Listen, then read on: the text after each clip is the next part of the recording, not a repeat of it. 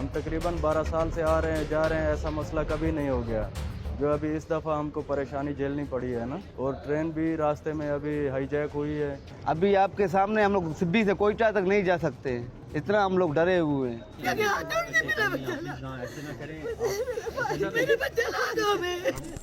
पाकिस्तान में Balochistan liberation army ने हड़कंप मचा दिया है। बलूचिस्तान की आजादी के लिए बनी बलूच आर्मी ने पाकिस्तान में ट्रेन हाईजैक कर दुनिया को चौंका दिया। इस ट्रेन में 500 से ज्यादा लोग सवार थे, जिसमें आधे से ज्यादा लोग पाकिस्तानी सेना और खुफिया एजेंसी से जुड़े थे। बलूच आर्मी ने पूरी खुफियागिरी के बाद ही इस जाफर एक्सप्रेस को टारगेट किया और पाक के सैनिकों के साथ ट्रेन ही अगवा कर ली। अब पाकिस्तानी सेना में कोहराम मचा हुआ है, क्योंकि बलूच ब्रिगेड की धमकी को हल्के में नहीं लिया जा सकता। पाकिस्तान के सुरक्षा बलों और बलूच विद्रोहियों के बीच घमासान जारी है। जफर एक्सप्रेस एक सुरंग के भीतर खड़ी है, ऊपर पाक सेना के हेलीकॉप्टर मंडरा रहे हैं और नीचे बलूच विद्रोही मोर्चा संभाले हुए हैं। आज आपको बताएंगे कि आखिर ये बलूच के बागी हैं कौन। बलूचिस्तान एक इलाका है जो पाकिस्तान के अंदर आता है, लेकिन वहां के लोग खुद को अलग देश मानते हैं। उनका कहना है कि 1947 में पाकिस्तान ने जबरदस्ती बलूचिस्तान को अपने साथ मिला लिया था। तब से वहां के लोग आजादी की मांग कर रहे हैं। बलूच लोग चाहते हैं कि पाकिस्तान की सेना और सरकारी एजेंसियां उनके इलाके से पूरी तरह हट जाएं। बलूच के लोग पूरी आजादी चाहते हैं। उनका कहना है कि बलूच लोग पाकिस्तान से अलग होकर खुद का एक स्वतंत्र देश बनाना चाहते हैं। वहीं बलूच के लोगों की दूसरी बड़ी मांग ये है कि वहां चल रहे चीन के CPEC प्रोजेक्ट तुरंत बंद हों। दरअसल बलूचिस्तान में चीन और पाकिस्तान मिलकर खनिज और संसाधनों का दोहन और इस्तेमाल कर रहे हैं। बलूच के लोगों का कहना है कि चीन की मौजूदगी से उनके इलाके में नुकसान हो रहा है और लोग वहां से विस्थापित होने की वजह से बेघर हो रहे हैं। साथ ही चीन पर यह भी आरोप है कि पाकिस्तान ने ग्वादर बंदरगाह चीन को दे दिया है, जिससे चीन बलूचिस्तान की संपत्तियों का दोहन कर रहा है। बलूच लोगों को इससे कोई लाभ नहीं होता, इसलिए वो चीन के भी खिलाफ हैं और यही आरोप वहां के लोग पाकिस्तान पर भी लगाते हैं। बलूच लोगों का कहना है कि पाकिस्तान उनके इलाकों की संपत्तियों का फायदा उठाकर वहां के लोगों को कुछ नहीं दे रहा। इन तमाम कारणों की वजह से वहां के लोग अब आजादी के लिए हथियार उठा लिए हैं। BLA ने कई बार पाकिस्तान और चीन के ठिकानों पर हमले किए हैं। कई बार चीन के इंजीनियर और कई कंपनी के लोग उसके टारगेट पर रहे हैं।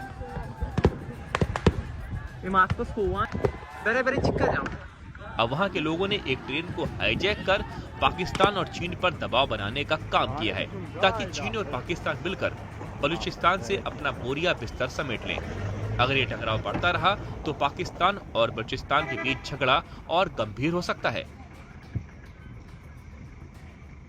BLA काफी समय से ये मांग करता आ रहा है कि पाकिस्तान की किसी भी एजेंसी या सुरक्षा एजेंसी का कोई भी नुमाइंदा बलूचिस्तान में नहीं होना चाहिए।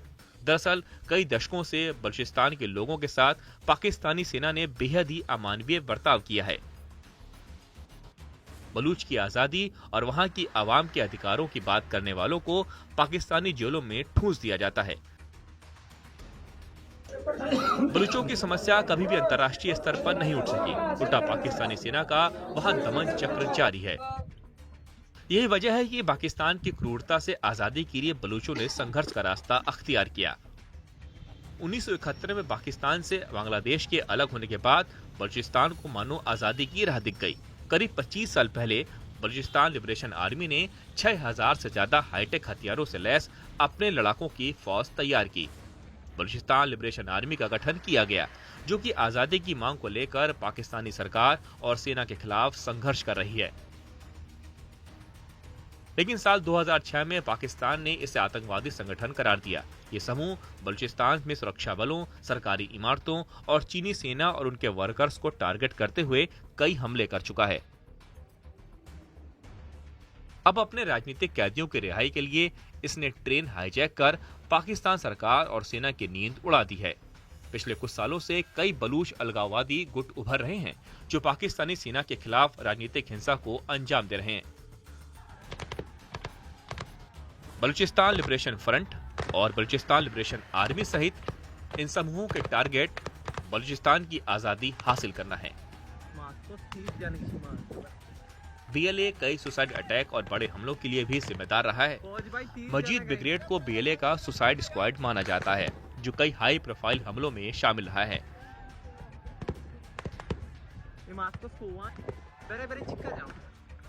जिसमें 2018 में कराची में चीनी दूतावास पर हमला और 2019 में ग्वादर में एक लग्जरी होटल हमला शामिल है।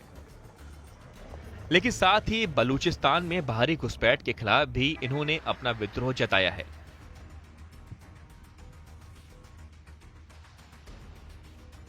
बलूचिस्तान में कई चीनी प्रोजेक्ट चल रहे हैं, जिन्हें पाकिस्तानी सरकार ने अपने फायदे के लिए दिया है, लेकिन बलूचों ने चीन की दखलंदाजी के खिलाफ भी विरोध किया है।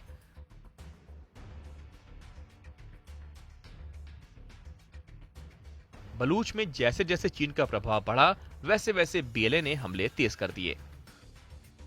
बलूचिस्तान दरअसल पाकिस्तान से लगा हुआ एक अलग प्रांत है, जिस पर पाकिस्तान ने 1947 में जबरन विलय कर कब्जा कर लिया था। तब से लगातार पाकिस्तान बलूचिस्तान पर अपना अधिकार जताकर वहां की खनिज संपदा का दोहन कर रहा है और चीन को भी खनन का अधिकार सौंप चुका है। चीन की तमाम कंपनियां बलूचिस्तान में खनन कर रही हैं, जिसके बदले में पाकिस्तान चीन से मोटी रकम लेता है। पाकिस्तान ने चीन को बलूचिस्तान में ग्वादर नाम का बंदरगाह दे रखा है, जिसके जरिए बलूचिस्तान की अकूत संपत्तियों का वो दोहन कर रहा है। यही वजह है कि बलूचिस्तान के दुश्मनों में चीन भी पहले नंबर पर पहुंच गया है और बीएलए अक्सर ग्वादर बंदरगाह पर भी हमले करता रहता है, क्योंकि बलूचिस्तान को एक पैसा भी नहीं मिलता।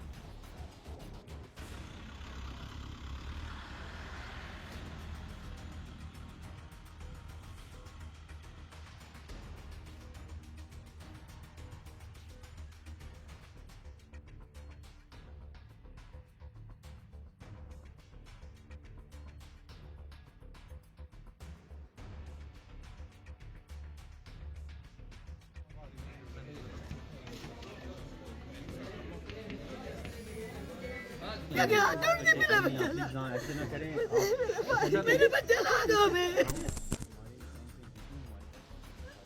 बताओ तक नहीं गाड़ी जाएगी। मतलब असला से लेस थे लोग, उन्होंने हमला किया और इसी तरह काफ़ी नुकसान पहुंचाया, आवाम को बहुत डैमेज किया है, आवाम को जख्मी हुए लोग कुछ फौत हो गए। एक सख्त वक्त है, पूरी कौम पे आई हुई है। बलूचिस्तान में जो हमारी सिक्योरिटी सूरत हाल है वो इतनी अच्छी नहीं है, लेकिन उसके भी अपने अवामिल हैं। तो हुकूमत बलूचिस्तान, हमारी जितनी भी सिक्योरिटी ऑपरेटर्स है, हम जो है सरतोड़ कोशिश कर रहे हैं कि इसको इम्प्रूव करें।